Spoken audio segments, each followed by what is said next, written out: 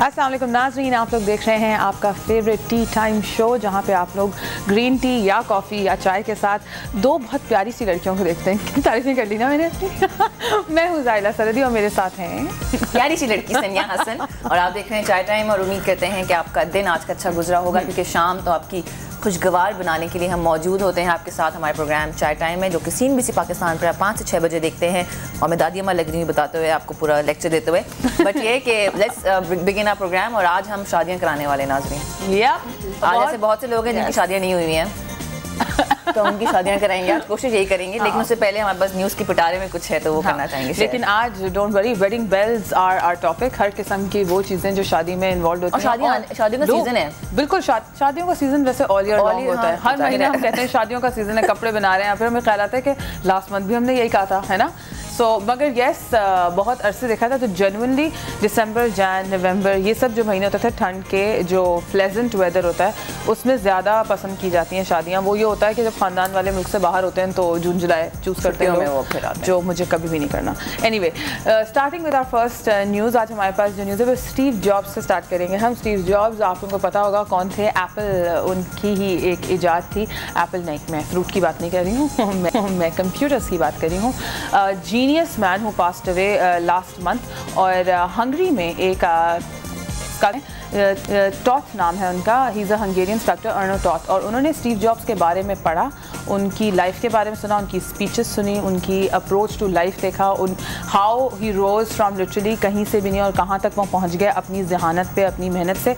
और वो इतना इंस्पायर हुए कि उन्होंने कहा बस मैं अपने स्कल्पचरिंग से मैं स्टैचू बनाऊंगा, और उन्होंने यही किया।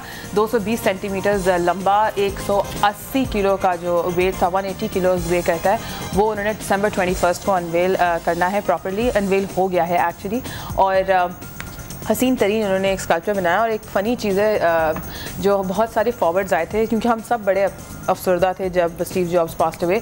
किसी का आई सैड था, किसी का आई सॉब था, because obviously everything connected to Apple.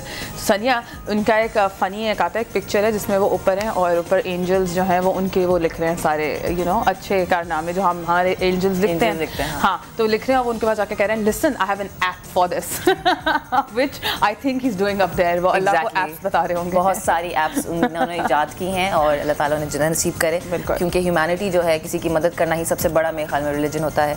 अच्छा, लेकिन हमारे पास एक और बहुत मज़ेदार सी न्यूज़ है। Antarctica obviously that's an ocean, और सर्दी सबसे ज़्यादा जो है, सबसे ज़्यादा जो ठंडा ओशन जिसको कहा जाता है वो एंटार्क्टिका ओशन होता है। ठीक है, एंटार्क्टिका, नो गेसेस देयर वैसे। हाँ, तो वहाँ पर the 7th Antarctic ice marathon जो है वो वहाँ पर मुनक्किद किया गया। मैराथन ये होता है जिसमें आप भागते हैं, लेकिन वैसे यूजली भागना तो इतना कोई मुश्किल नहीं होता, लोग रेसेस करते हैं, बट इतनी ज़्यादा सर्दी में जहाँ पे टेम्परेचर 0 का भी कुछ होता होगा ना, पॉइंट समथिंग माइनस में चला जाता है, बहुत ज़्यादा माइनस में टेम्परेचर होता है। वहाँ पे मैराथन मुनक्किद की गई, जहाँ पे 17 कंट्रीज से, 17 ममालिक से 36 लोगों ने इसमें हिस्सा लिया। कौन जीता? और बताती हूँ, वो फ्रांस के थे एक साहब, उनका नाम बताऊंगी मैं आपको, और सेकंड जो थे वो USA के थे। और ये 42.2 किलोमीटर रेस थी, और ये बिल्कुल ये जो एंटार्क्टिका है ये बीच में है, मतलब दुनिया के ये जो जगह है, ठीक है।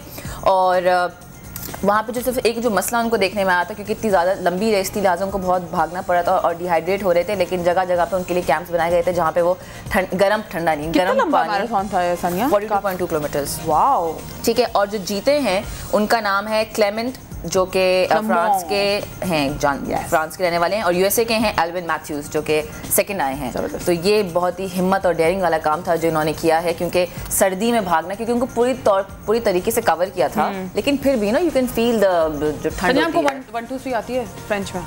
नहीं भाई, अगर फ्रेंच में जीते तो नहीं, स्पेनिश में आती है? नहीं। अच्छा, फ्रेंच में द 3 4 5 6 7 8 9 10।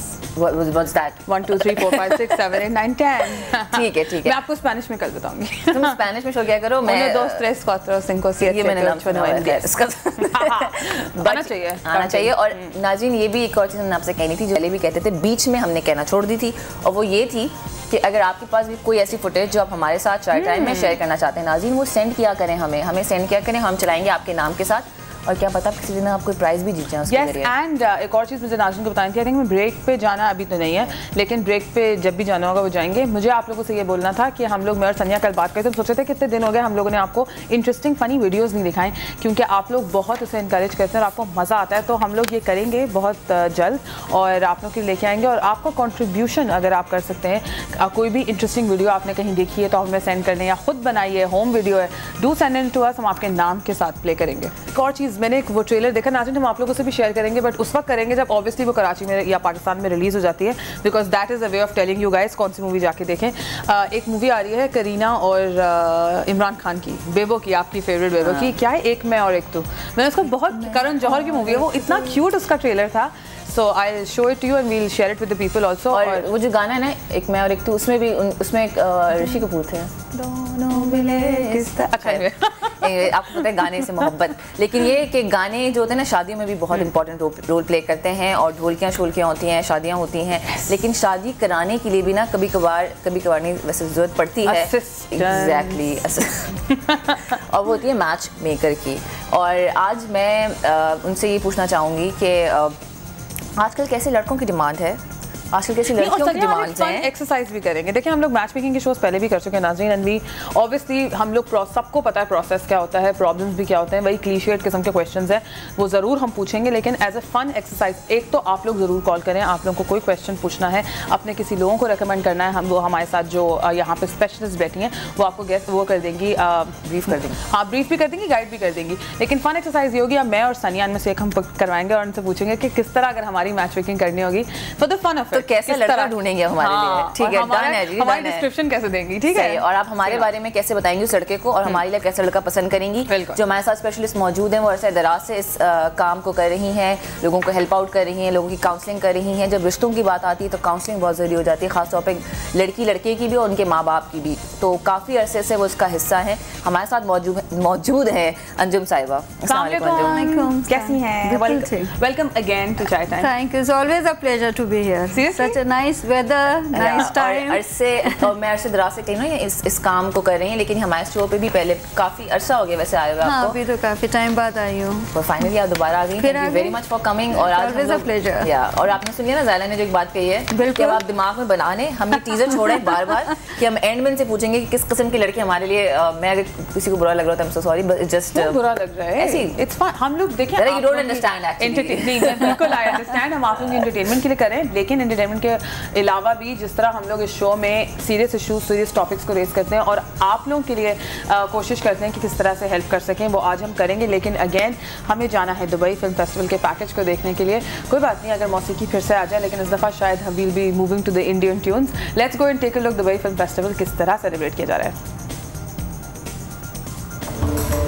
नबील से बात कर रहा हूँ, मेरा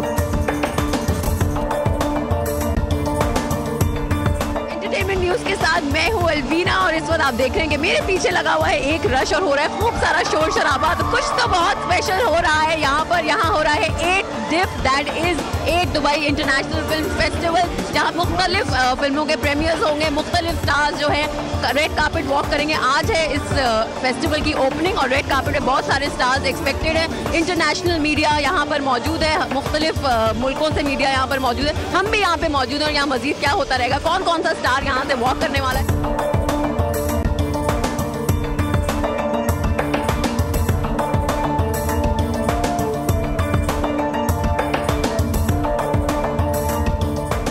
It's really good. It's the first time, and really honored. And they've honored me with the Lifetime Achievement Award. The concert is special because it's happening. Okay. And people have been asking for the past 2 years. I never found the time, but we made sure that the fans of Dubai get what they want.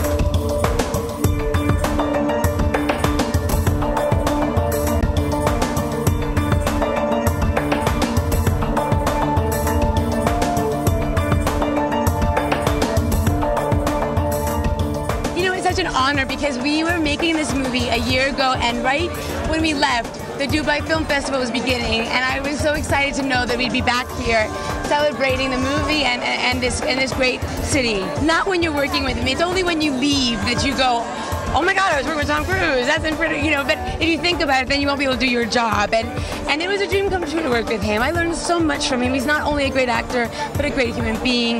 And he's such a hard worker, and he's an inspiration.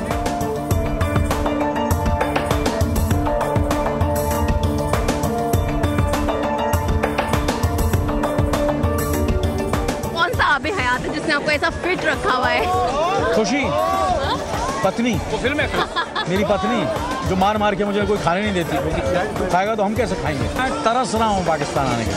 वाकई मेरे पिता मेरे माता वहीं पैदा हुए हैं और मेरी कोशिश रही कि मैं जल्द से जल्द वहाँ पहुँचूँ और वहाँ की सबको कहूँ जगह।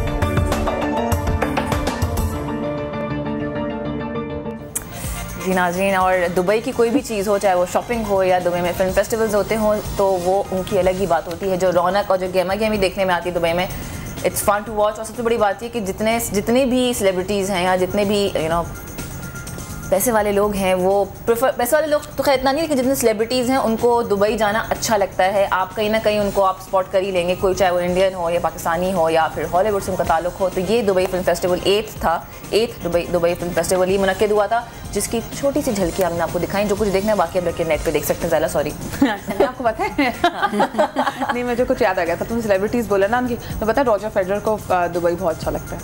That's a second favourite. सबको अच्छा लगता है ना, लेकिन that's natural, trust me. अच्छा, मुझे एक तारीफ भी करनी थी सनिया कि before we get back to the topic, सनिया आपके जूते बहुत अच्छे हैं। Thank you। मैं ऊपर नहीं कर सकती। I love the yellow shoes. I am wearing yellow shoes, तो probably वो मैं ऊपर नहीं कर सकती, लेकिन बट ये कि आज सर्दी आने वाली है ना, तो मैंने थोड़ा सा सोचा कि अच्छा, let's get back to getting people married.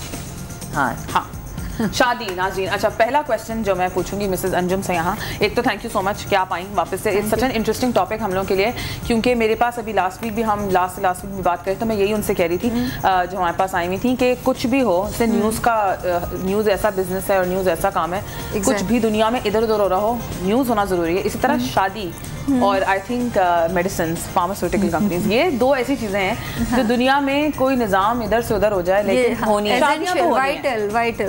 Vital yes and survival के लिए। आप मुझे बताएं फॉर द अभी राइट नाउ करंट हमारे सिनेरियो में इस वक्त कितना ज़्यादा, क्योंकि अब तो ऐसा है कि हमारे लोग ब्रॉड माइंडेड हो गए, एक्सपोजर हो गया, तो लव मैरिजेस एज सच कोई they not looked down upon, लोग इतने बुरी तरीके से उनको नहीं देखते हैं, इनकरेज करते हैं कि लड़कियां जाएं बाहर, लड़के जाएं, अपनी पसंद से करें, देन खानदान अरेंज कर देता है। तो रिवाज चेंज तो हुआ है थोड़ा बहुत, लेकिन अभी भी arrange marriages and match makers की असिस्टेंस से हो रही हैं शादियां हमारे। बिल्कुल हो रही हैं। अच्छा, किस तरह की, जरा आप इंट्रोडक्शन दें हमारे कल्चर को। Like it was a taboo, शुरू में बहुत था, लोग समझते थे, but with the passage of time अब इतना ये लाइफ इतनी बिजी हो गई है, लोगों की इंटरेक्शन, पहले फैमिलीज़ में बहुत शादियाँ हो जाती थी, अब टाइम चेंज हो गया है। और नॉर्मली पहले लव मैरिजेस, बच्चे जो साथ पढ़ते थे कुवैत में, तो उन लोग they used to like each other और हो जाती, अभी भी होती हैं लाइक कोमेट से, लेकिन अब थोड़ी अवेयरनेस ये आ गई है कि कुछ ज़्यादा ही एक दूसरे को जानने लगे हैं, तो वो फिर थोड़ा बैकआउट कर जाते हैं। ड्रॉबैक है ना, ये ड्रॉबैक है। हमारे टाइम में जब हमारी शादी हुई थी तो हम लोग ज़्यादा इतना कोई एजुकेशन नहीं था। तो आपकी शादी वैसे कराई, मतलब आपकी वैसे मैच मेकिंग तो नहीं हुई थी? नहीं, बिल्कुल नहीं हुई थी। सही है, माशाल्लाह, पसंद की थी। ठीक है। अच्छा, और हम थोड़ा सा ये भी जानेंगे इनसे कि जब आप इस काम में होते हैं, जब आप इस पेशे को आपने अपनाया होता है, तो आप पे बहुत सारी रिस्पॉन्सिबिलिटीज़ होती हैं, और लोग फिर किस तरीके से इन पर चेक इन बैलेंस रखते हैं और ये किस तरीके से रखती हैं। एक छोटा सा ब्रेक लेंगे, आपने कहीं नहीं जाना है।